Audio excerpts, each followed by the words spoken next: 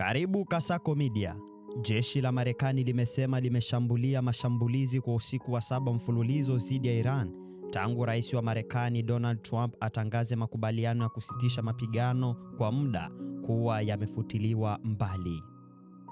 Katika taarifa iliyowekwa kwenye mtandao wa X, kamandi kuu ya Marekani CENTCOM iliandika kwamba vikosi vyake vimeshambulia maeneo ya uchunguzi, miundombinu ya vifaa vya kijeshi, maghala ya silaha yaliyopo chini ya ardhi na uwezo wa kijeshi wa majini.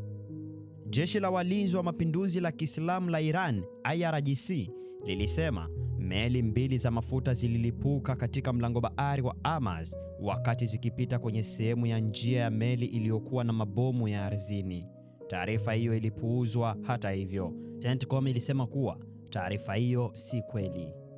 Vikosi vya kijeshi vya Jordan vilisema vilidungua makombora 10 ya Iran iliyorushwa kwenye anga yake usiku huo, ingawa hakukuwa na majeruhi wala uharibifu wowote. CENTCOM ilisema kuwa ilimaliza mashambulizi yake saa 3 usiku kwa saa za Marekani Mashariki, baada ya kufanya mashambulizi hayo kwa muda wa masaa kadhaa.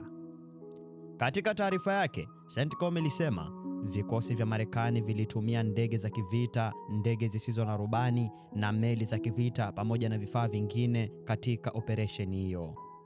Shirika la habari la serikali ya Iran, Fars, lilisema meli 2 za mafuta zililipuka na kushika moto wakati zikipita kwenye njia iliyokuwa na mabomu ya ardhini kusini mwa mlango bahari wa Hormuz.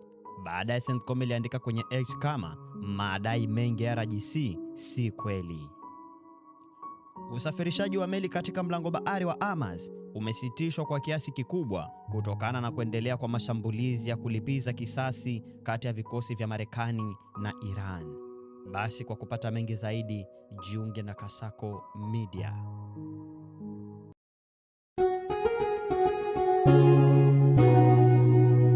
Kasako Media, tunaangazia maisha, tunaandika kesho.